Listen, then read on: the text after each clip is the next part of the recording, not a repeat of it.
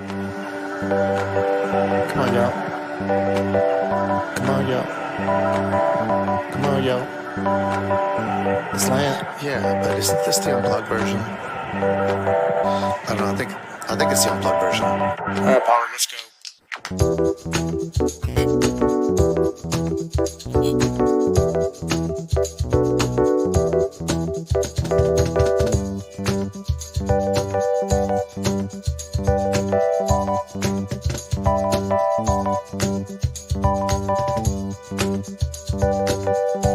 All right, listen, y'all. Just go ahead and let the guest play. Come on, jeez. That's better. Gotta go.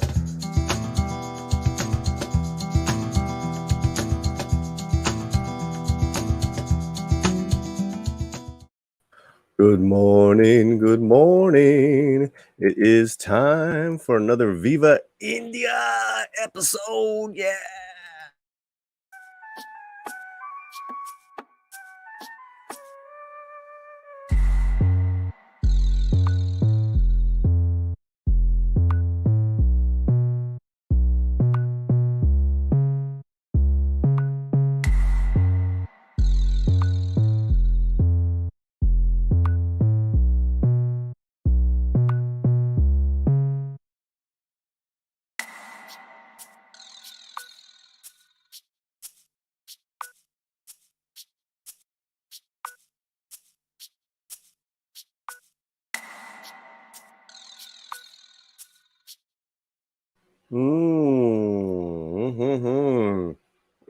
Good morning, everyone, from Los Angeles, California, United States, to all international amigos y amigas, to our friends in India. It is the Latino Slant. My name is Paulie. How you guys doing? Woohoo! Yeah, I'm doing pretty well. It's a Saturday morning. It is a little after 7 a.m. here. And I thought this would be a fantastic time to grab some of you guys and go over this video. It's a live reaction because I thought it would be fitting to have arguably the greatest superhero action movie directors with arguably the best director of the year. So what am I talking about? Well, Netflix India dropped a video, an interview with the Russo brothers and SS Rajamouli, the director of Bahubali and RRR. Oh my God. And it's so funny because the last couple of days, for whatever odd reason, I was doing a rewatch of Winter Soldier, Civil War, the Infinity War, and so I'm like really just current, feeling all the feels of the Russo brothers Marvel work. And then also too, and I'm going to say hello to you guys. So do me a favor and share this link. Wake people up, get people in here. I'm also too, I don't know if you've seen or haven't seen the movie Everything Everywhere All at Once with Michelle Yeoh. Make sure you see that film because the Russo brothers executive produced it and they scrambled to get that money together for that film. It is right behind RRR this year is the best films of the year. And I find it very fascinating that a lot of my buddies are finally starting to watch these films, Culture Casino, George the Giant Slayer. The last guy resisting is Tom of Midnight's Edge, and we got to get Tom of Midnight's Edge to start watching some Indian cinema. Come on, buddy.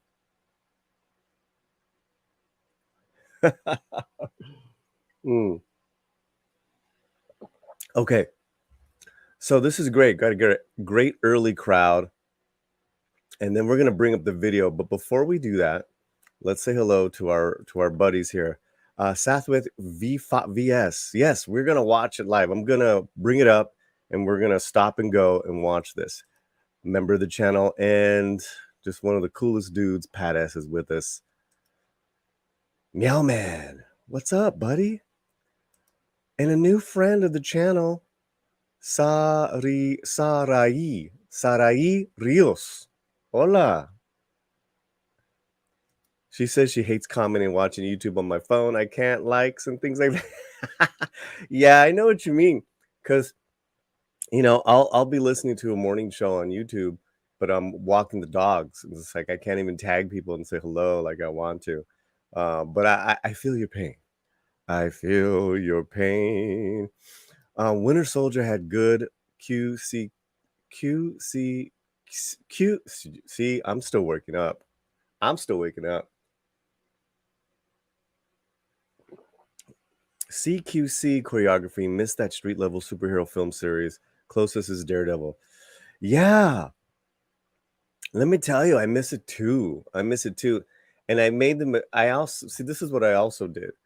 I had never seen the Eternals yet, and I saw it here at the house, and then I was watching Doctor Strange too, and compared to the other films, the Russo films, I'm just like, I'm sorry, guys. I'm not trying to be negative in the morning. I'm really not. You guys are, whether you're driving or you're walking or you're talking and you're listening in. I want to be that voice of good sound, fun, and entertainment. But I'm just saying, oh, close Carter, thank you. What is that? Thank you, Southwick. There's nothing like that, and even the Black Panther had some of that good action in there. And I was rewatching a lot of. I have to tell you, I was rewatching a lot of the Marvel films the last couple of days. So when I got this alert from one of our members saying, "Can you please react to this interview?" I'm like, "Yeah, hell yeah!" Brian Barth is there. He's a member of the channel, a new member of the channel. Hail, hola, cómo estás? ¿Cómo están a todos? Let's get right into it, guys. Let's get right into it. This is the interview that just dropped from Netflix India. We're gonna stop and go. It is the amazing Russo brothers and SS Rajamouli, and it is conducted by journalist Rajiv Masandi. Okay, so what I'll do is we will do a little stop and go, and if anyone has questions, just make sure you put it in the chat, and I will try to get to them. Or if you guys have any kind of like nerdy comments, oh, I know what I want you guys to do. Here's the thing, guys. We have a lot of international people. Like almost 50% of you guys are from India, and a lot of you guys are not subscribed to the channel. We just hit over 3,000 subscribers. Yay! Mini celebration. Yay! Here, let me get my head exploding. Mini celebration, 3,000. Woo!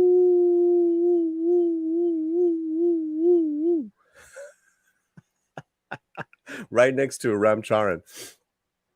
But all you guys that haven't subscribed, and the majority of you guys are from India, please subscribe. Please consider subscribing, man. There's no excuse. Okay, here we go.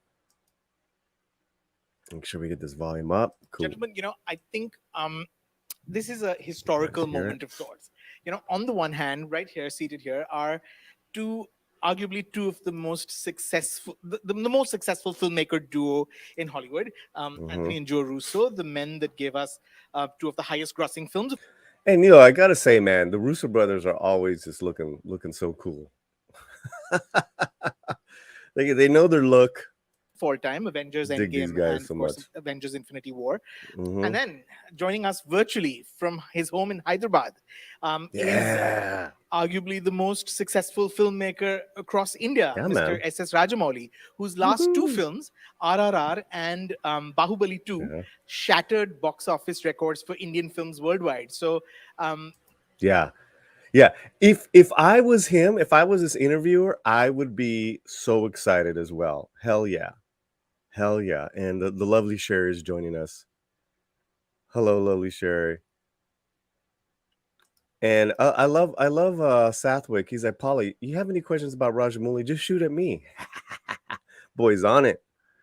Boy is on it. Yeah, so as you have more international people as new members. Yeah, I love meeting new people. I just love it, man. I love it. And that's, really the slant is geared for that. We are geared for that. We cover so much and we have such strong connections to people and cultures from all over the world. So I'm right with you. I'm right with you. Okay, let's get back to this. Here we go. Where am I? There we are. Forgive me for being very excited today. We're very excited as well, by the way. Raja, such a pleasure to meet you. We're huge fans. Thank you, Joe. Thank you, Anthony. So nice to meet you. Lovely. Gentlemen, I thought I'd start by asking you, what is the trick to telling stories that transcend boundaries? What a great first question. I gotta tell you, man, when the greatest action directors like your film, and Raja was just so humble. He's just like, thank you so much. And then it's like, oh yeah. And then the interviewer just goes on to the first question. Man, that is dope. He is a critic, yeah, and he often gets in trouble for his nitpicks. You know what? Critics do that. Critics be criticking, right? Emotions, yeah, baby. I'm telling you. Okay, let's go. That's a great question, though. This is a great first question. I feel like Hollywood has done that successfully over the years. No. Your films travel beyond just English-speaking boundaries. What is the trick to telling a story? Come on, man. You ask your question. You just asked a question. Don't ask another question. See, that's to a global audience. And is that something that weighs in when you're writing? So that's 3 questions that they got to answer. See, this just give that one first question was dope. I think it does weigh in for us anyway. What we tend to do is think about things on a global level. That's sort of think about what kind of experiences that we're having on a global level, and that people around the world an example. Are also sharing in. What kind of anxieties, what kind of excitements, those kinds of things. And it's a layer of the storytelling. It helps us connect into like how people are feeling and thinking collectively on a global level, as opposed to more local level. We look for universal truths. Thank you. It is a primary goal of ours, and in fact, I would say the primary goal. I mean, Joe is. I'm sorry, guys. I freaking love these brothers. And Monica, who's a member of the channel, is here. Yay! Good afternoon. Paulie, watch Anthony says an interview mentions Beam attacking Brits with that. Okay, I will. Yeah. I think critics are the best interviews because they make you think about the movie more in depth. Absolutely. You get those people like Chris Gore in our community, Robert Meyer Burnett. I want to be them when I grow up. Okay, if you're just joining us, we have the Russo brothers and Rajamouli, the director of RRR, in an interview together, and it just dropped, and I thought I'd go live with this. So welcome to all the beautiful people that are here. If you haven't subscribed yet to the channel, please do so. We just hit over 3,000 subscribers, and we're just getting going, baby. To use storytelling as a binding element to bring people together. That's why we have a global perspective. We're very fortunate to have worked all over the world, to talk to fan bases all over the world. So I think that over time we've had a more sophisticated understanding of the way audiences think, and it without question informs our storytelling and the way that we construct stories. I mean, that's fantastic. And you think about it too, these guys just set up shop for their own production company, like, new building and everything here in LA. These guys are ready to really kind of take action movies to the next level for I'd say the next 10 years at least. And universal truths, that's just it. And yeah, their experiences now, it's so rich that of course it's sophisticated. Of course it's on another level. Mr. Rajamouli, I'd love for you to weigh in. in your last two films, in Bahubali and in RRR, you actually told stories that were intrinsically Indian stories. They're rooted in mythology, they're rooted in Indian history, and yet these were films that spoke to a much larger audience than typically Indian cinema tends to reach out to. What do you attribute that to? Great question. You know, before he starts, I just want to say I tend to hammer this type of this type of methodology to the Latino writers in Hollywood, is that when you're writing about our culture, right, hit those universal truths, because you want a global audience. You want a hit. And don't just write for this narrow niche. So I think that's a fantastic question. Fantastic question. All right, let's see what Raja has to say. The man. Wow. And if you don't know who this gentleman is, this is the director of RRR and Bahubali, Iga. I love Iga. I think I'm secretly loving that movie more and more now. Basically, I believe like a good story is a good story for all the people across the globe, whichever country they are in. But to take a story to cross the boundaries, for a story to cross boundaries, to cross cultures, there are many hurdles. But I think the principal hurdle is belief. Principally, if I don't believe that I have a good enough story that transcends boundaries, then there is no way I can make the other audiences believe that I have that story. So I think principally it is the belief. If we have that, the other hurdles can be crossed. So you don't tailor. What a wonderful response. Belief, faith, belief, confidence in your own story that you've created, right? It's not a cockiness. You're not arrogant about it, right? Because that's airs. You're putting something on. A belief, a faith, a confidence is something inside of you, right? It comes out. It's like, I believe in this story that I worked on, and I'm ready to share it with the world. Wow. That's awesome. Member of the channel, James Esparza, congrats on the subs. I've been a little busy, dude. We're going to work on an interview with James. He has some amazing artwork ready to show all you guys. And we're going to do a special video with him. Upendra. Oh, hi. Love your hat. Oh, hi. Did you get that? I love this hat. Great. Okay. Let's get back to the interview here. This is I'm in movie nerd heaven right now. Movie nerd heaven. Your stories to speak to a global audience specifically? No. See, basically, like I was saying, an emotion is the same. A human relation, a relationship between husband and wife, a father and son, two friends, whatever it is the same as in America, as in India, as in Japan. It is the same. It doesn't change. But how we tell that emotion changes, the nuances will change, but the core emotion remains the same. Yeah, the human emotion. If I don't tell my story the way I envision it, and I keep thinking about what others are going to envision, then I think I'm not doing a justice for both the people. Right. Well said. What all three of you have in common is that you tend to dazzle us with the scale of your filmmaking.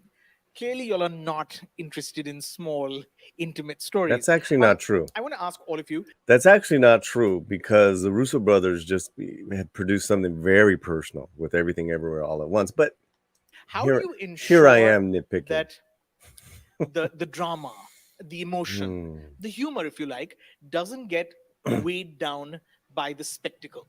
You have to track it through character, and I think that's something that Raja does very well, especially in RRR. This is a very profoundly emotional story. Spectacle is a backdrop and a vehicle by which that story is told, but at the center of it is a profoundly emotional story of brotherhood. Nice.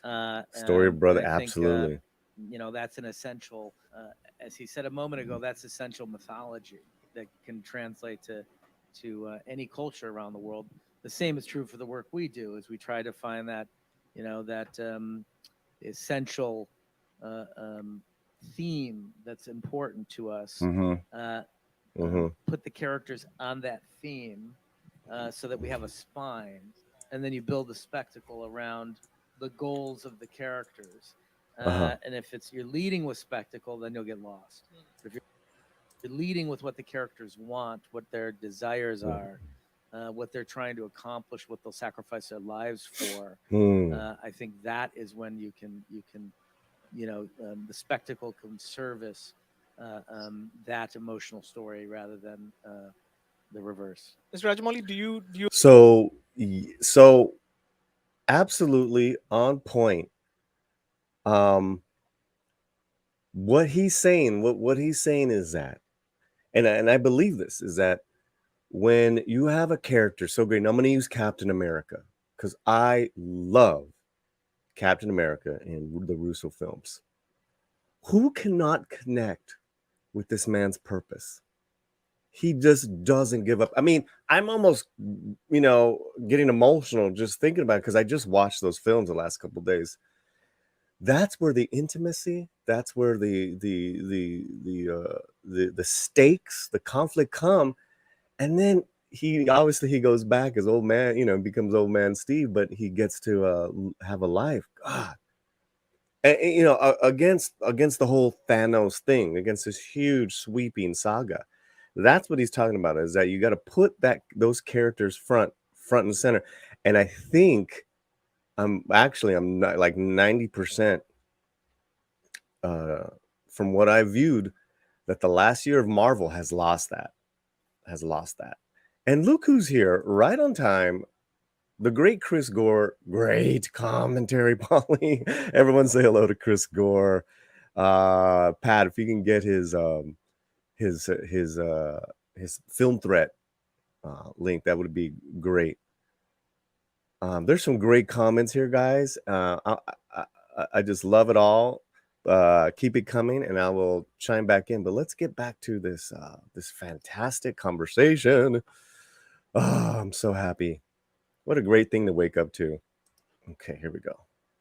You agree with that? Yes, you agree with a lot, but I have. Please don't put them and me on the same platform. They have had a mountain of success. I still have a small mound of success, so don't put us on the same platform. But I think yes, I really agree. Do you guys get that? S is like, don't put me on their same level. There's they're here, I'm here. That's an artist, man. That's an artist. Love this.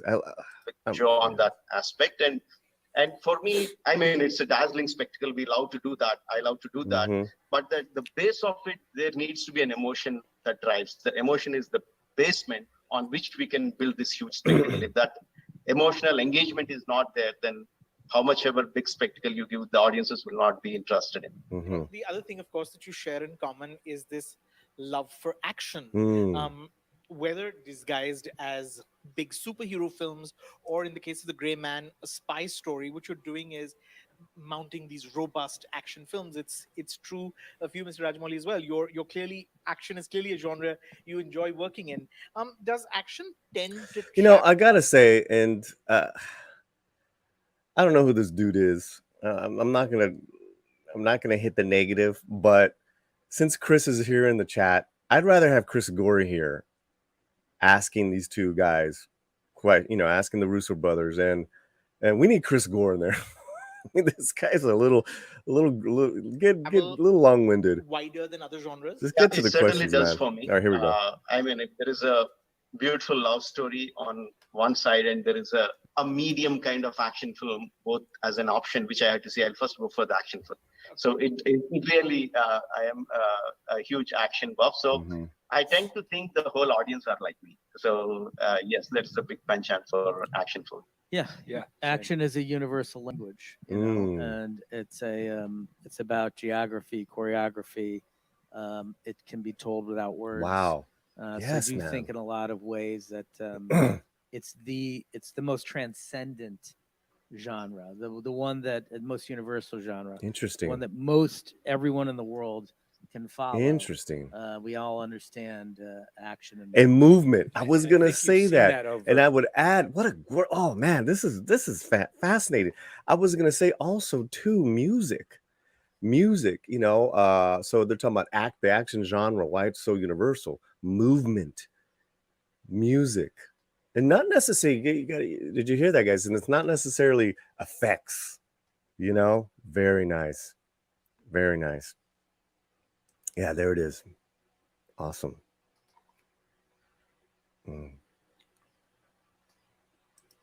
Maybe Chris has time to join you in live. I think Chris is probably still in bed just listening. we'll let him enjoy his weekend. Okay, here we go. Oh, these are just dope questions, dope answers, man. You know, in the past decade or so, there's been a large movement in terms of the global audience, largely due to the internet and the connection we all have now through the internet and social media, and the fact that we can communicate with one another about films together. That's created more of a global audience and a global sensibility. And I think you've seen over the past decade, action films have become more popular, and sort of things like comedy, sometimes things that are specific to like cultural sensitivities or understandings, they haven't sort of been as, at least in the Hollywood realm, they haven't sort of been as popular as they once were. And I think that speaks to the fact that action is a good language that it's a good honest look at it. It's a good insight. You know, I think that generally when it comes to action, it tends to be about masculinity. They're usually about the male characters that get to have all the fun, so to speak. I know that that's not you have, of course, in the Avengers, for example, you've had some great female superheroes that have. Where's he going with this question? And it's true of the Gray Man as well. You have Ana de Armas, who's excellent. Has anyone seen the Gray Man? I have not seen it yet. Should I see it? Neil Patel is here. The Rams intro is a great example of action being a universal language. I agree. Meow and Extraction, the relationship between Chris Hemsworth and the boy is so well done. And Russo's produced it. I haven't seen that. What should I see first, Gray Man or Extraction? I didn't know they produced that. These guys they've got their hands all over the place. Again, I know they executive produce everything everywhere all at once. I'm a huge fan of that. What am I waiting for? Yes, Ana de Armas is in the Gray Man. Yes. People are loving it. Okay. All right, Pat S. I might have to do it. I'm definitely going to check it out. You know, maybe me and the lady will watch it. But let's get back to this. Let's get back to the stunts. And Mr. Rajamouli, I know that in Bahubali, at least, you had Tamanna's character in the first film that there was this rebel warrior, and she does get to do her fair share of action. But would either of you be interested in, would you be drawn ever, you think, to a female-led action film? Absolutely. I think, it's. I mean, what are they going to say? No. Anna's character, for instance, this strong, question, independent. Not romantically linked to the lead character. It's a setup question, right? And motivation, and in fact, continually saves Ryan Gosling's character throughout the movie to the point where it becomes a comedic runner that she is in a lot of ways more competent. Than he is. I listen. I think it's a setup question. I don't like how he asked the question. The approach for me would have been, how would a female lead action movie? We're talking about universal truths. How would a female lead action movie be different than a male lead? Then let them talk. But they already said, hey, you guys do a lot of masculine stuff. What about a woman? It's like, come on, man. I mean, that's a little, and then you put him in you put them in a spot where what are they gonna say? No, I'm just interested in males. I'm just interested in dude. I mean, I don't know. I don't know. Yeah, the Queen Mother is amazing. I love her, and she's in that new movie coming out called Liger. I think she plays the mom. Ah, she's so killer. But yeah, that's just my. I'll shut up. I'll shut up. Or certainly more aggressive and making sure that you know, they both get out of situations safely. We love strong, confident characters, irrespective of gender. Thank you. Good. But I think you know the world loves all stories. And no matter what story you tell, if you tell it well and you tell it truthfully, they're going to support it. Okay. And there's plenty of room for movies Absolutely about strong female characters. Absolutely. I totally agree. I would also say that it's our job as storytellers to bring new experiences to audiences.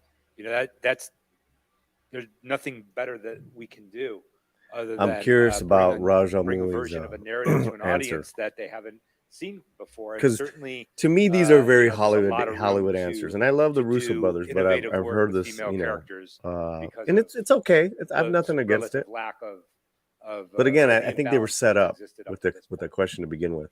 All right, here we go. I would really love to do, not just in terms of action, but a really strong female lead leading the whole story. There are a couple of storylines that are running in my mind. We are discussing that. But like any film, at the end of, I don't think too many films at a time. At the end of one film, I just look at what are the exciting ideas that are around me, and I pick up the most exciting one at that point of time and go forward. If it's a hero film, it's a hero film. It's a heroine film, it's a heroine film. You don't overthink it then. I want to ask you, Mr. Rajamouli, you know, what a great answer. Did you guys get that? He's like, well, yeah, you know, I got some ideas, and the thing, and the truth is that he's had some great female characters in Iga and Bahubali. RRR just happens to be the two male leads, but he just says, yeah, you know, I'll take a look at them, but you know, at the end of the day, I'm going to go with the best idea in the moment. I love it.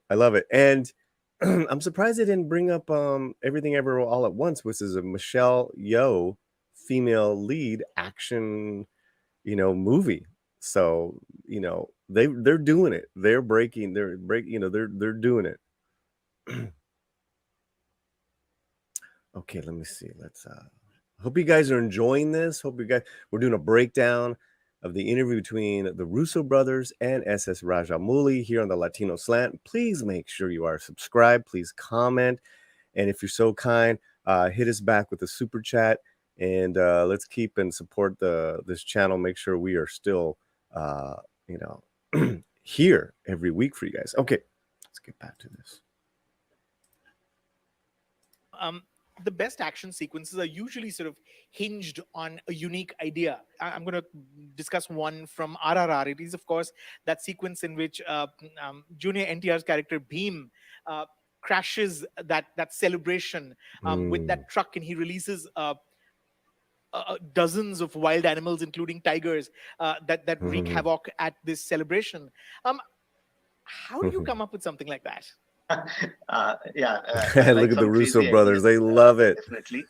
And who doesn't love that scene? It also has a little bit work on his character. He's a tribal. Then as we are working it, we see what are his strengths. Being a man, tribal man, living in the jungle, he will have lots of ways to do with the animals. So that kind of thinking, if he's going into a place which is not his strength, so obviously he will garner his strengths and go. So what are his strengths? Animals can be a thing. Yeah. So that kind of thinking will lead me to that. But apart from that, I really like to surprise and awe the people to the maximum. It's quite evident in your films. I gotta tell you, if you haven't, oh, what did I just do? Oops, just make sure I got it.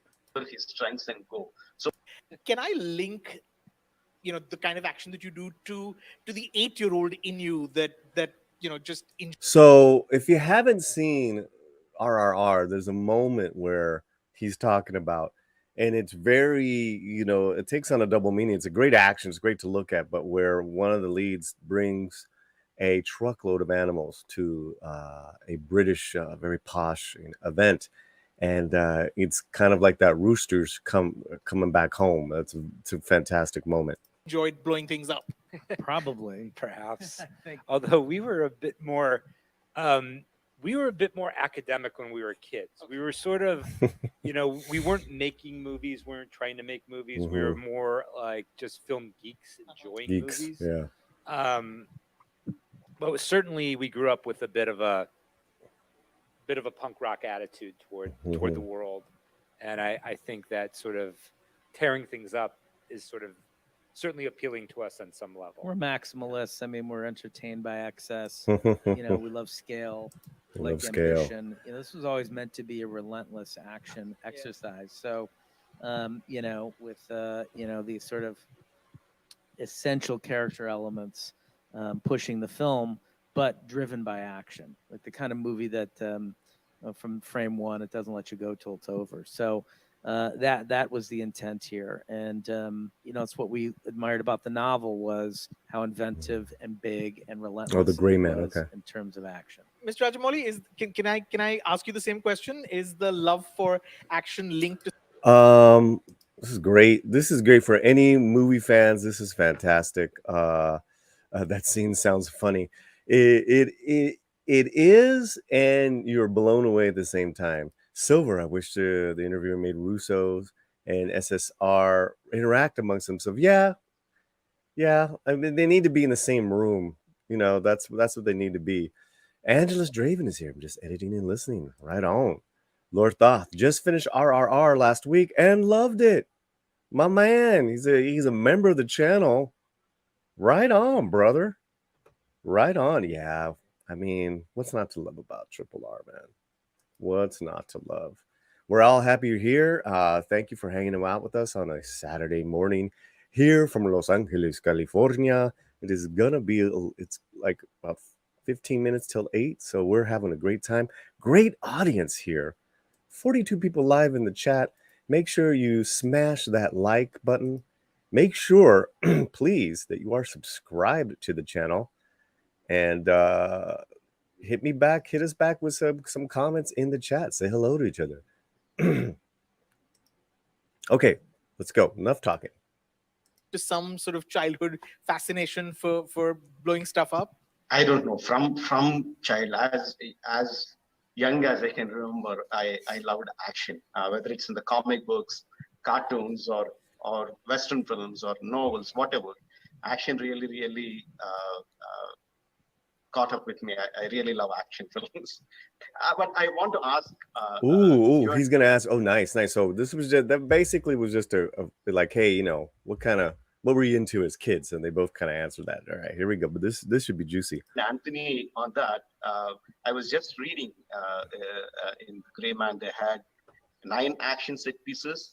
Okay, that's fine. But they shot that within a space of 5 months. They started in March and finished in July. That's I think that's yeah, pretty much what I think we're done in July. Yeah. How can you do that?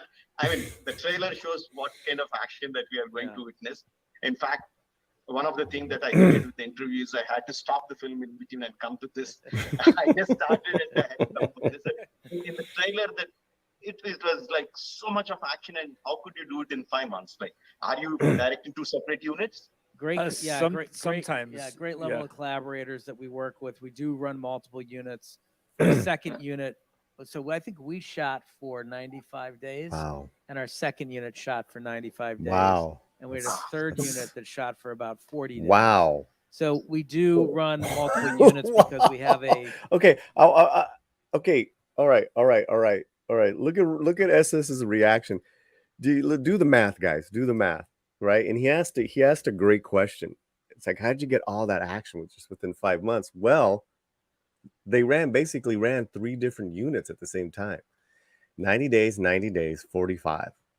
So that's 6 months, 7 months, 7.5 months within 7.5 months of work within 5. I mean, that's efficient. Oof. Wow. And then Raja's kind of blown away because he does the math in his head real quick. If you notice that, he's like, what did I just hear? All right. A very big crew that we've worked with for the better part of a decade now, that has done all the Marvel movies with us. Right. And we're in a mind meld right with each other. We have a common language about what we're trying to accomplish. And it is, it's a military operation running a film crew. And so, we're fortunate enough to have the budget to support the scale of crew that we need in order to pull this off in a way that it doesn't take a year and a half to shoot it. I think we also, we've always, if you are a filmmaker, editor, writer, collaborator, and you find those people that you trust and work with, keep working with them. That's what these guys have created over the years, is these crews of trust. Man, keep working with them. Spent a long time preparing. We spend many months preparing, as you may do. But all because we were shooting this movie during the pandemic, and we knew that things were once we got to production, things were going to be even more complicated than they normally are, and perhaps be more challenging than they normally are. I think we prepared even more thoroughly, so that we could overcome the complications. So that might have been also I think it is help in terms absolutely of accomplishing it. Great to know, but that must be one hell of a team that you have. They are very good. Yeah. When SS is a fan, look at him. He's such a fan of these gentlemen, and that was a great moment. That was a great exchange. All right, come on, brother. Ask some good questions here. So while we're on the subject, I think you'll agree with me that in Indian films often get, and I know that it's critics like myself who've done that as well. You'll see a great action scene and you'll say it's great by Indian standards, and there's always a comparison being made to the Avengers or to one of the big American tentpole films. I want to ask you do you feel like, and I do feel actually that RRR and Bahubali have changed that narrative to some degree, because they do really hold up on very to the highest standards. But I want to ask you, is budget usually the only reason that maybe some of our best action sequences do not look as big as they would, as maybe the American films that we see? No, budget. It's a great question. That's a great question. That's actually that's probably his best question. All right, let's see what SS has to say. Is budget a reason why sometimes our Indian action films are great by Indian action standards? Is definitely a reason, but it's not the first reason. It is. I mean, if you have the intent of really going big, and you have, like they were saying, if you have a great team to support, those are the first principal things. You should have the intent, you should have a team, you should have a vision, and then comes the budget. And most of the time, if you have the first three, the budget will somehow come in and support. Like, it was a great answer. Great answer. People, vision. The kind of action sequences that we did for Bahubali was like, the first is like in 150 crores, which is like peanuts for the kind of budget for the action that we did. Wow. To the Russos, you've made these big box office blockbusters for this. All right, let's check in with the audience. You guys enjoying this talk? We have a great crowd. Please like and share and subscribe if you haven't. Rajamouli works with his family. It's great. He asked this question because he always spends more time to shoot his films than the plan he starts with. And Retro Nerd Girl is here. She's a friend of the channel. Love it, girl. Great channel. Great that Retro Nerd Girl has. Layla, thank you so much. I hope you're enjoying it. Let me make sure I haven't missed any memberships, comments. Okay, I think we're good. All right. All right, let's get back to why we're here. Studios. Why was Netflix the right home for The Gray Man? Well, look, Joe and I, in conceiving The Gray Man and wanting to make it, we did want. I'm actually going to skip this question. I want to get back to more Rajamouli. I mean, the Gray Man, I just haven't seen it yet, and I want to get that connection with Raja, if you guys don't mind. SS, excuse me. To say that after a very successful theatrical run, RRR was practically sort of rediscovered when it streamed on Netflix. The American critics discovered it. It became this critics' darling. A whole new audience sort of found out about RRR. There's some very serious talk of Oscar potential. All right. Well, okay, real fast. So RRR came out in March of this year, and I saw it in the theater. I've only seen it in the theater. I've seen it in the theater 3 times now. But the first time, I barely got to see it on this first run because Chris Gore kept pushing me to see it. And I'm glad I did. It changed the life of this channel. Then I took my mom and my girlfriend, and we saw it the second time. Then the third time, I saw it with Chris, but all in the theater. And if you can see it in the theater, that's where it belongs. But if if that's not the case, see it anyways. Brian McCann is here. What's up? What's up, buddy? Good morning. How you doing? 100 crores budget of Bahubali 1 is approximately $20 to $25 million. Man, that is nothing nowadays. That's not. I think that's that's small.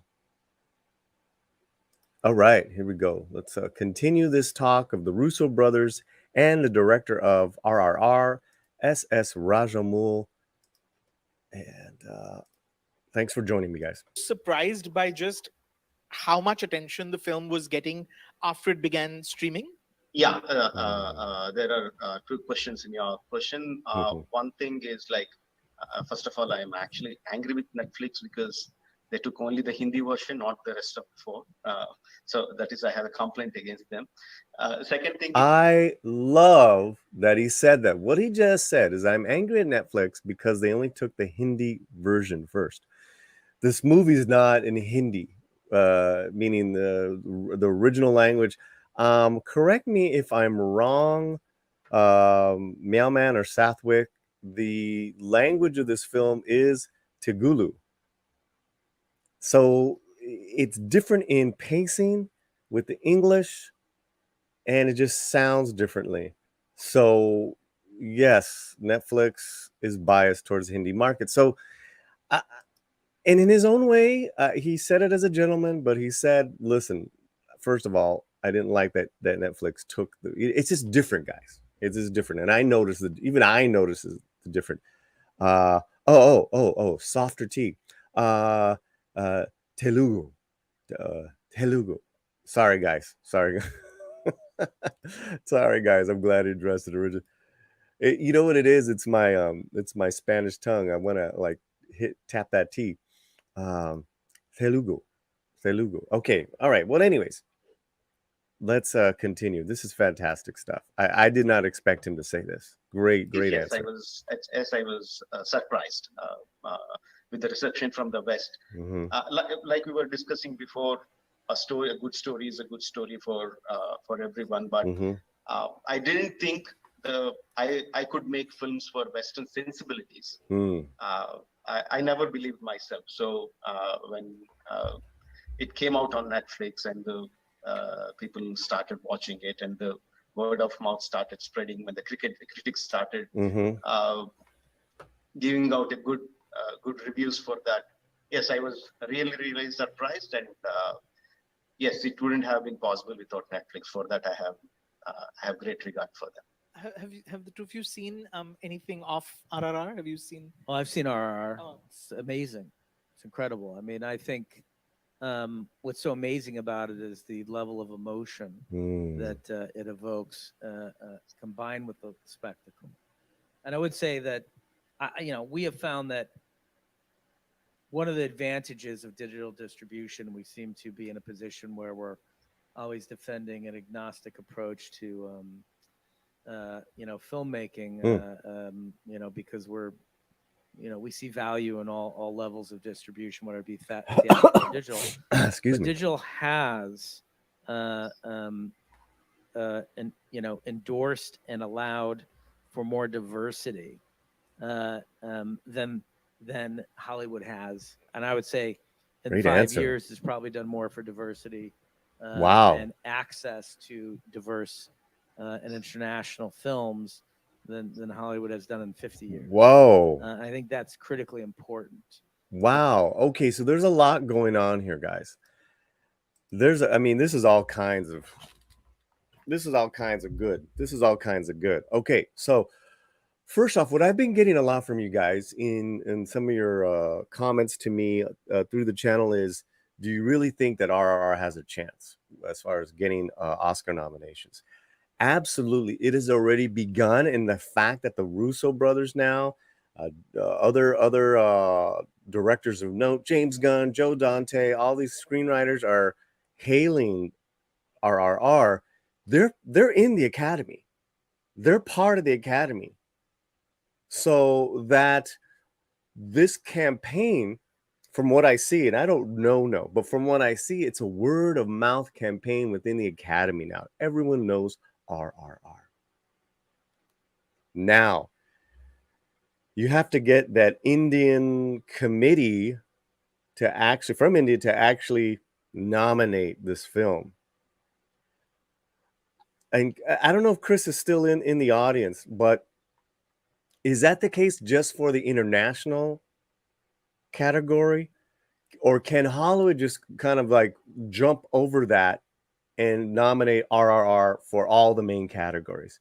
Does it need the Indian Film Committee at all? In fact, I don't know that.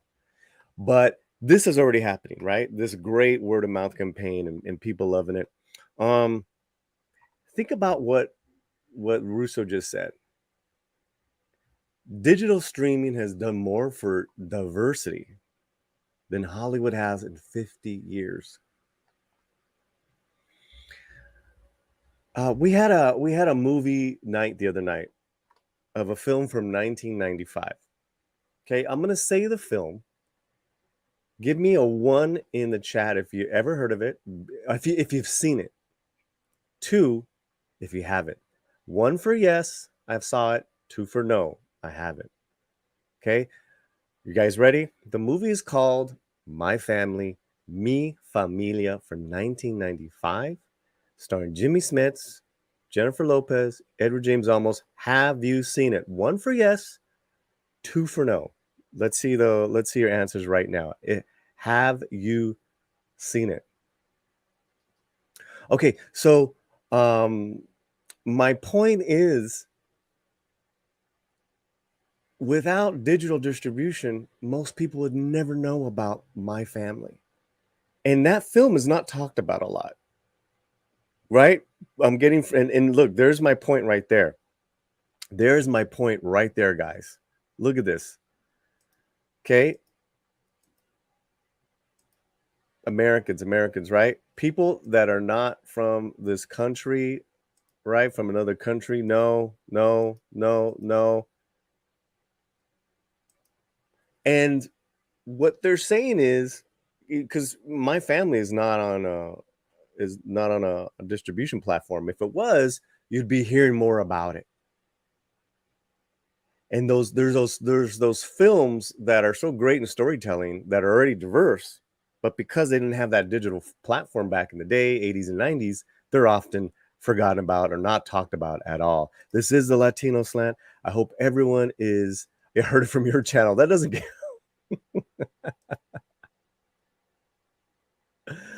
that's funny. What I know is there are 2 parameters for foreign film, which they've changed the name to international film now. It should have an LA release. The country's film board should send it to the Academy. Okay, it needs to be shown in a theater, I believe, for 7 to 14 days in New York or LA. That's just most films. Okay, yeah, but what if it's not considered that? Remember, Parasite from Korea won all the regular film nominations. Going back, and yes, you should see My Family. I have some videos on that. Going back to that, what Russo said about diversity, streaming has done more for diversity just because we get to see stuff from all over the world. That is a fantastic, and unfortunately, it hasn't been Hollywood. And Hollywood, You know, I just ranted and raved in another video yesterday about how Hollywood canceled another Latino television show called The Gordita Chronicles. It just this industry blows my mind. 51 people here on a Saturday morning. Wow. Thank you guys so much. My name is Paulie. This is the Latino Slant. Do me a favor. Subscribe, like, share this link, and say hello to us. Say hello to us. Okay, let's get back to the fun. We're more than halfway through. This is the Russo brothers and Rajamouli being interviewed. And this is the biggest nerd fest right now I can think of. Let's get back to it, guys. Fantastic. Let me make sure I haven't missed any. Yeah, okay, great. Thank you guys for being here. And I think that it's broken down barriers for again, for people to on a we got about 15 level, minutes left on this video. This is great. That are subtitled.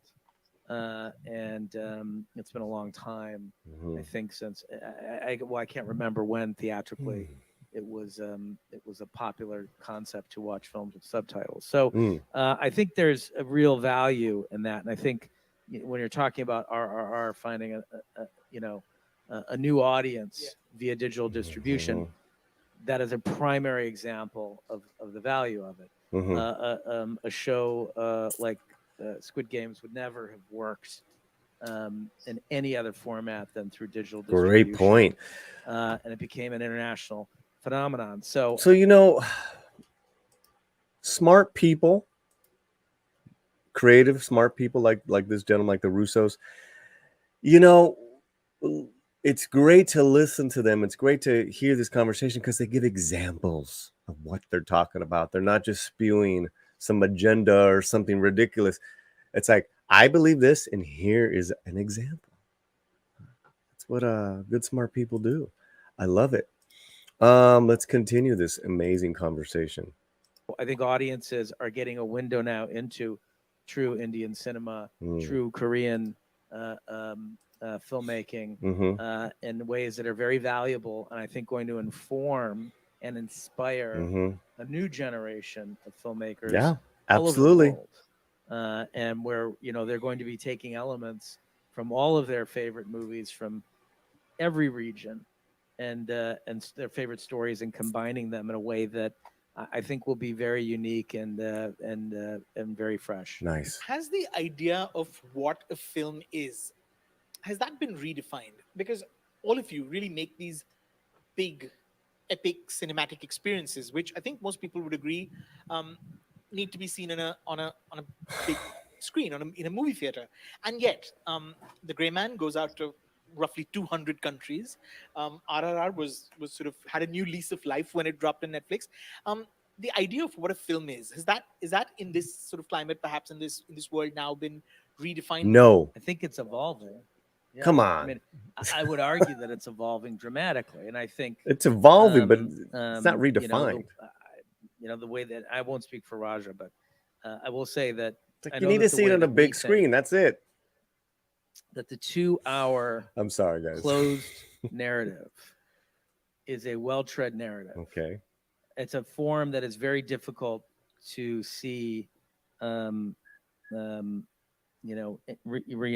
It's very difficult to surprise people with the 2-hour closed narrative. Okay. That's how we feel anyways. All right. Which is why we're more interested in long form storytelling. It can be more surprising.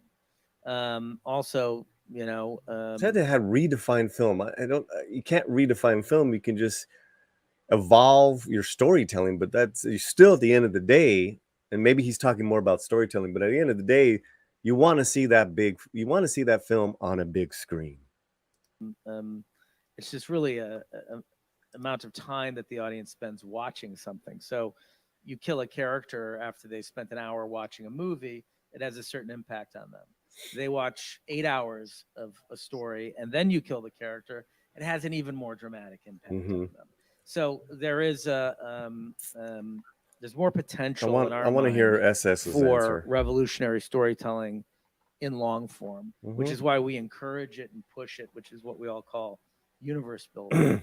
But for us, all that means is a longer narrative than just a 2-hour closed Well, story. yeah, because you're dealing also with a lot of and that to comic us is book where superheroes. we're most compelled to your, go with storytelling. Your scope is already big. To jump in, but I'd love to hear your point of view on this. Absolutely, I absolutely agree with you. Just add to that. See, every storyteller, when he narrates a story, he wants his story to be heard by a larger number of audience, and he will be very greedy in that aspect. Nice. He needs more and more audiences to listen to the story, and there is no way we can have that kind of reach without digital distribution. Netflix being at the forefront of it, without having those kind of partners. We can't even imagine. I mean, the kind of reception RRR is getting now, we can't even imagine without Netflix taking it to so many countries, so many varied cultures, so many people speaking different languages. Being said that, again, my first love is always cinema. Nice. That is where I discovered my love for storytelling, and there is a kind of scare in my fear in my heart that digital distribution might completely eat away the cinema. That's a scare. I know it is not truth. It'll never happen. I hear his pain. Cinemas will be a kind of film viewing experience. Right. Digital distribution will be a different kind. Television will be a different kind of viewing experience. I think three of them will coexist. But the scare and fear is there. What if? Let's say, say this. I think to your point about it sort of settling down at one point, I think India is a great proof that the theatrical experience will always be a wholly unique version. God bless the film theatrical experience, and distinct from streaming, because the energy that you get within the movie theater is just like nothing else that you can experience on your own or in a smaller home environment. And that's something that we sort of love as well. That sort of that collective experience when you're sitting in a. God, man, these are great answers, and SS and these guys are very honest with you guys. It's like, look, I realize that my movie wouldn't be my movie if it wasn't for Netflix, and yet at the same time, I'm kind of scared that the streaming platforms are eating away at the cinematic experience. I don't think the cinematic experience is ever gonna die, or I'll keep on going, but yeah. Let me get through this, and I'm gonna get to some of your comments. Let me just finish with this, guys. Theater together, you're feeling one another's energy, and you go on the ride with a whole theater full of people. That's another experience altogether. Yeah. Mr. Rajamouli, I have to ask you, the abiding love for the big screen movie and the big screen entertainment aside, has just the experience that you've had with RRR since it dropped on Netflix, is that tempting you in any way to perhaps do something straight for streaming? No. I mean, I have some of the ideas which I have been contemplating to take for streaming, irrespective of the success of RRR. I mean, for a long time, for example, the Ponniyin Selvan, which Maniratnam sir is doing now, for a long time I had that in my mind to make it for streaming, because that is the perfect way to tell that particular story. You can't tell that story easily in a film, but if you have a have a web series kind of thing, which is like, now you can tell the story in 8 hours or 10 hours or 15 hours or 20 hours. There are many stories that we have which web series is a right platform, like Joe was explaining a bit earlier. I have few of the thoughts like that, and that has got nothing to do with the success of RRR. I always had that thought. Yeah, there are certain stories that are so complex, so many characters that just different form. It does make sense. Taking off from what Mr. Rajamouli said, I have to ask all of you, can you talk about what cinema meant to you growing up? Okay, well, before we get into that, let's see what you guys have to say. Is he really? Okay, I'll wait. Layla, love their honesty. retro trends have a lot to do with storytelling, length, and structure. However, theatrical viewings, yeah, I got a feeling of that too. You know, because they were going too long with the length of action films. That you're almost surprised when it's like, you know, around 2 hours nowadays. Case in point, Everything Everywhere All at Once, which is multi-genre. It's 2 hours. You almost feel like it's not, but it is. Yeah, it's not like after the invention of cameras, people stopped reading and writing books. Paulie, have you seen the theater Blood In, Blood Out? I think that's what the title. It's about Mexicans living in California. Not only, and I know you're new to the channel, and I want you to look at our playlist. We've interviewed and had a reunion of the cast of Blood In, Blood Out here on this channel. Benjamin Brad, Jesse Borrego, Jimmy Santiago Baca, Taylor Hackford. We got them all. We did that last year with Robert Meyer Burnett, and that was amazing. Hola, amigo. Hola, Gurav. Hope you guys are having a good time. Jedi Cowboy, hello, and thank you for this, LS. This is great. Hey, I'm having a great time, too. I'm having a great time.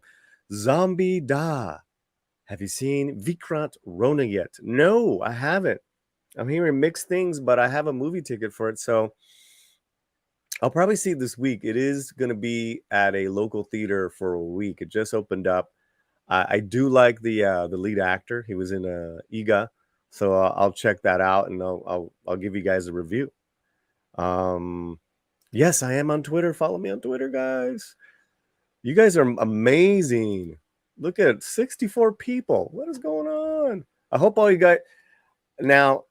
Okay, I know we got a lot of likes, which I appreciate, but I hope every 64 people are subscribed to my channel.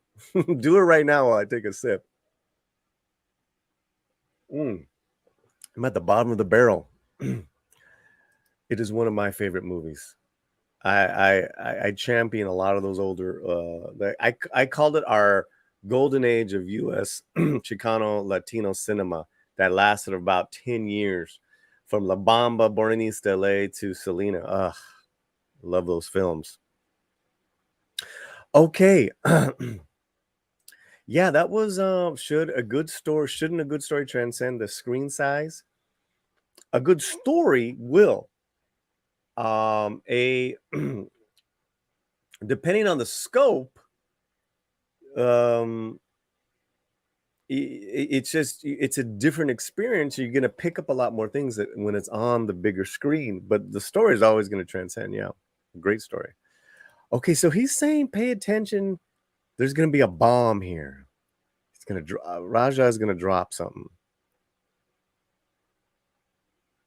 All right, well, let's get to it. Let me see here. Was it a big influence, and what were the films that changed your lives? Big influence films. I mean, for me, as a very young boy, Telugu films that I have watched, particularly from Vijaya Production House, Maya Bazaar, Misrama, those are the classics of Telugu cinema. I need to see those. They had a huge impact on me. A little later, films like Ben-Hur. I mean, even today, I have said that so many times. I think I told you itself so many times that I have watched it like hundreds of times. I mean, just the Chariot Race I would have watched 1,000 times. And Braveheart. I mean, Mel Gibson is my favorite. Wow. Director. I get inspired so much from his real storytelling. All his films had a big impact on me. Incredible. Yeah, I mean, I can go on and on about the number of films that had impact on me, even today, even till date. For us, yeah, I mean, we look, films were very. So I guess you're saying that's the bomb. I'd heard that before, but for him to say that about Mel Gibson, Braveheart, and Apocalypto, I totally see that in Raja's films, in Rajamouli's films. Great answer. Great answer.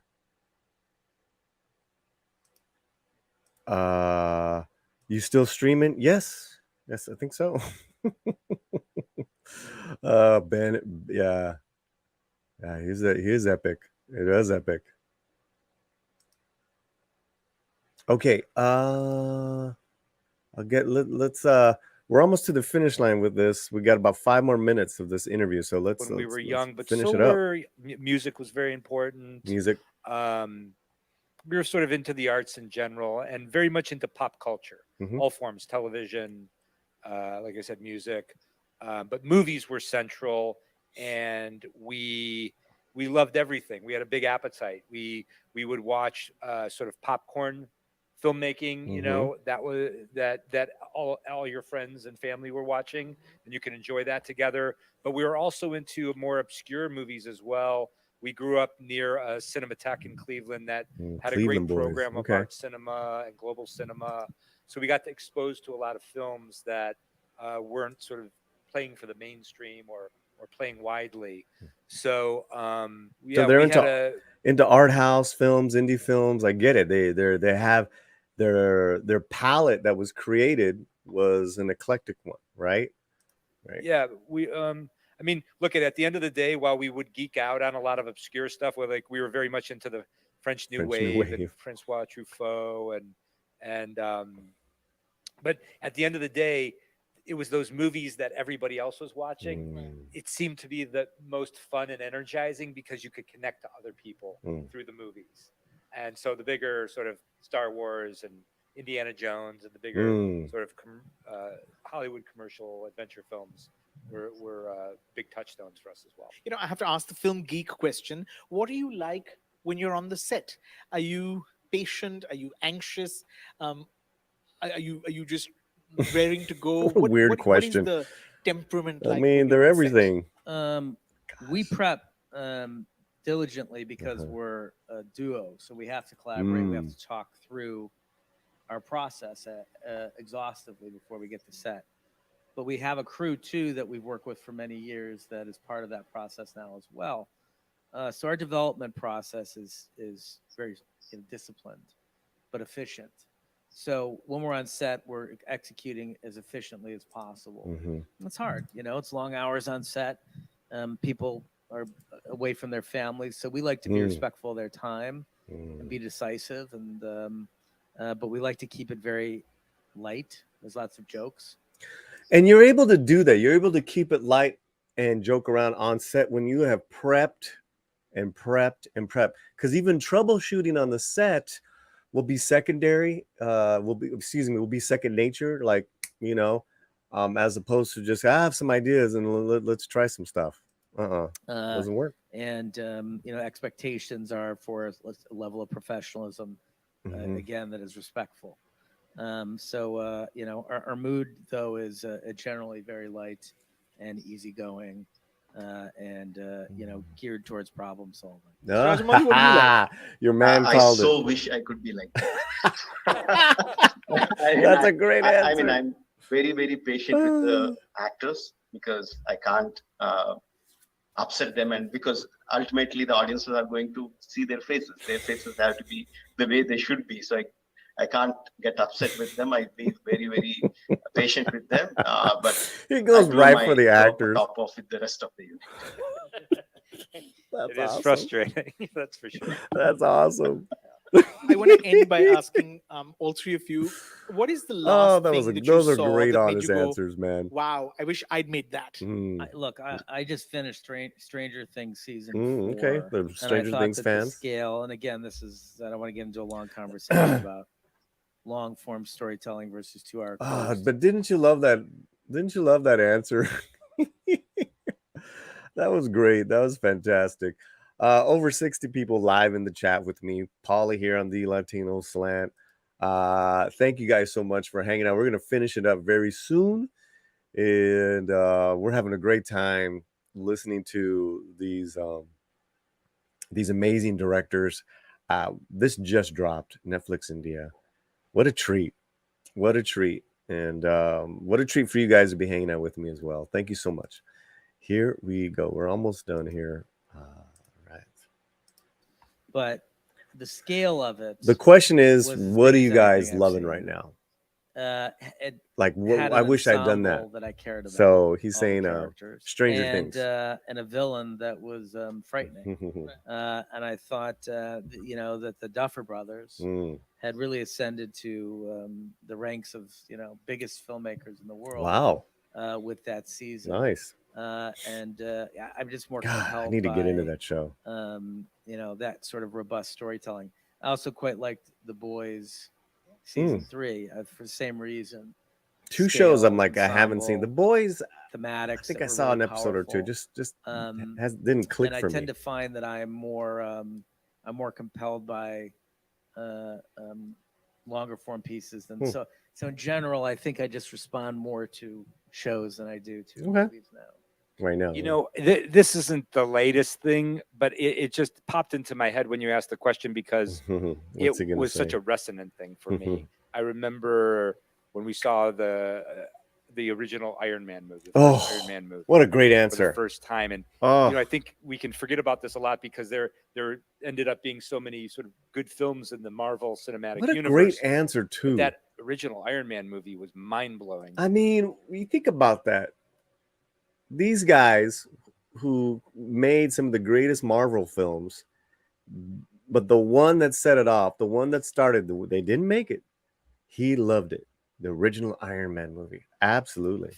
The way they combined spectacle and character and the way they sort of inverted the approach to the superhero in that movie, it was just never seen anything like that before. And it seemed so tonally modern.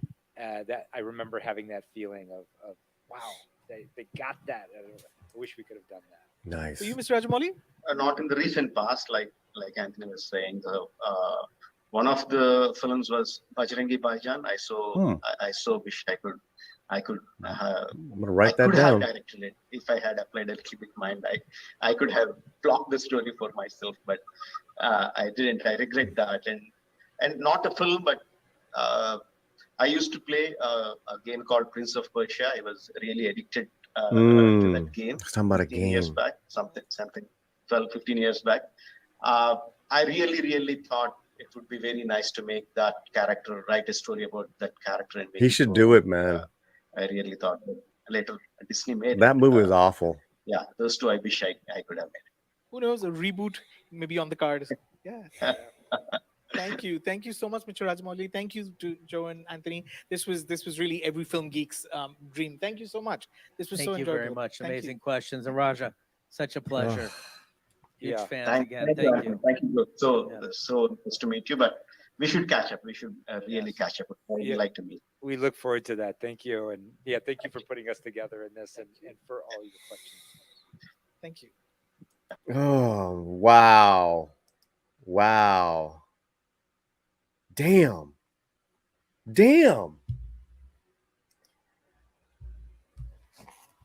See, this is what I'm talking about. If you have changed your default setting as a person to the negative setting, right? You just have changed when it comes to entertainment, like negative.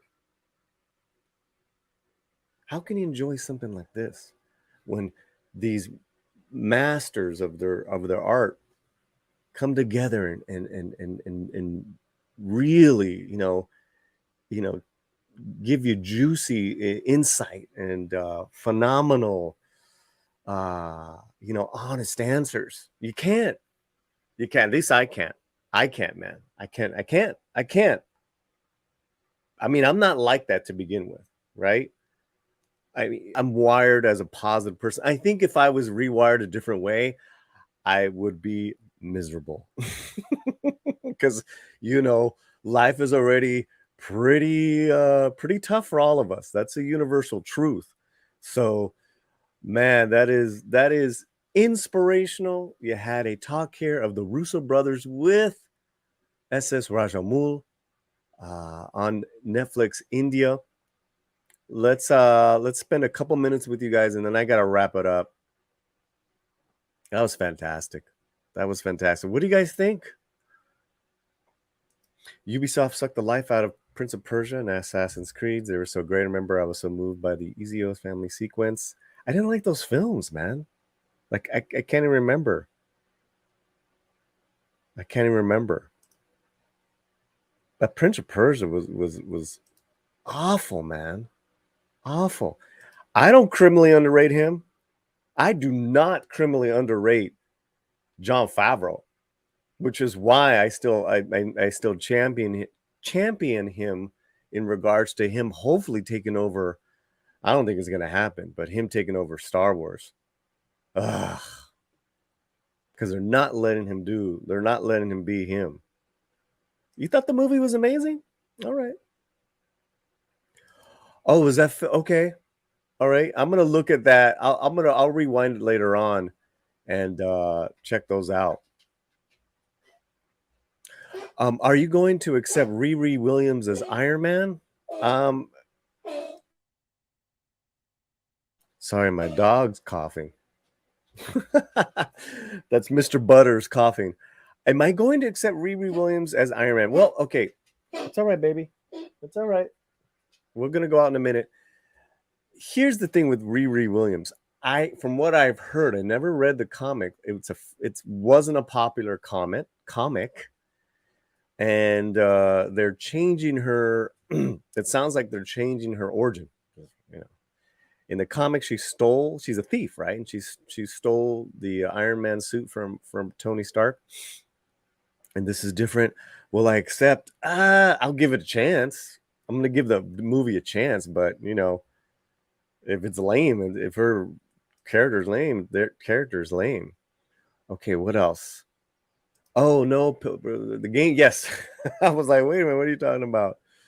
I wish he could take over Star Wars. It would have a great story. Now, yeah, man, I'm with you. But to say Jon Favreau's like a hack, or you know, he's phoning it in, no, absolutely not, dude. Give me a break. That comic was awful, worse than the new Miss Marvel. Yeah, you know, here's the thing, right? I heard those things, Lord Thoth. So I saw the Miss Marvel TV show, and I really liked it. But I heard there was a lot of problems with that comic. A lot of problems, as with America Chavez. You know, Riri is Ironheart, not Iron Man. She can't take the mantle. That's true. That's true. Well, guys, what did you guys think of that video? It's up. It's pretty prolific stuff. Wait, she stole it, and we're supposed to like this character. Why does Hollywood want us to like bad people doing stuff for woke reasons? I don't know. If someone that read those comics can respond to a nod. I don't know why she stole it. I think she was like a student or a protege of Iron Man in the comics. So check that out. Iron Thief is more like, yeah, really. Well, guys, it's been an incredible stream. I want to thank you guys so much. Please make sure you are subscribed. There's a huge portion of my Indian and international viewers that are not subscribed to the channel. I would love for you guys to change that. We have some incredible videos. We put some up on the Anna de Armas Marilyn Monroe, on the cancellation of the TV show The Gordita Chronicles. I'm going to be putting one up in a couple days on a music item of note where there was some good news. We've covered the Wakanda Forever, all the Namor stuff. We cover a lot here on the channel, as well as all our Indian cinema, and we love our Indian friends. We love all our friends. So I want to thank you guys. Also, too, I want to thank the Nerd Report, Luis Leca, Steph the Alter Nerd. I was on their channel the other day, and boom, great people like Sarai Rios became members. I've got jumped over 50 members because of those 50 subscribers because of those guys. Love you, man. Thank you, Meow Man. Muchísimas gracias. Paulie, Robert Downey looks like Iron Man. Congrats on the 3. Thank you. That was just a lot of fun. You like the Wakanda Forever trailer. I like elements of it. It's very emotional. But now I want to see. That was more of a teaser. I want to see a trailer with. Listen, I can't wait to see the movie. I really can't. Thank you, Layla. Thank you so much. I work really hard on it, and we're getting better and better as we move along. And at the end of the day, I'm here in a converted little studio, but it's really the back end of my laundry room. I'm gonna be very honest with you guys. I'm having a great time. Paulie, you got to reach out to the Indian Geek Society and talk with them. I will. I'll talk with anyone. Absolutely. Now let's wait for the final trailer and decide. I'm going to enjoy the final trailer. I mean, I'm going to look at it, but I want to see the film in the big theater, Wakanda Forever. Lord Thoth, thank you, everyone. Thank you, Paulie. Have a great weekend. You're going fast on YouTube. Keep up that great work. Thank you, everybody. If you're a member of the channel, we have about 20 new members. I will update this, but this is a closing credits. Be well, everyone. Much love. Much love. Namaste. Peace. All right. I want to thank Mexican Iron Man, Diego Flores, Eduardo, Kai, James, production on our show. So cool. Keep your slam fuerte. Fuerte means strength. It means being strong. And here are the Santinos, Soldados, Sanders, and Zoltan, James Esparza, Dwayne, it's Courtney, Salty, Daryl, Maria, Belair de Belair, Toxic, Daryl, Alejandro, Monica S, who's here? Red Tigress, Mr. CCDV, Netters, Cardinal, Zax, Aiken, Shalotsky, Darth, Matyboo, V-Star, Mike Slack Stockles, Age Boomer, E Clay, the AFK, the Jack, Cyber, Uriel, Douglas, Dave Bob, Reggie Johnson, just another red shirt, Darius, Lord Thoth, he's in the chat, Mags, Culture, Valiant, 32, Clobberin, and now our Capitanes, Brandon, Johnny Gonzalez, Troy, Eric Sullivan, K-Pop, Jake D, RC, and now the highest level of being a member, the Generales, 6, Mexican Iron Man, deleted scenes, that 70s rock fan, aka the Catman, aka Dee Myers. Keep your slant fuerte.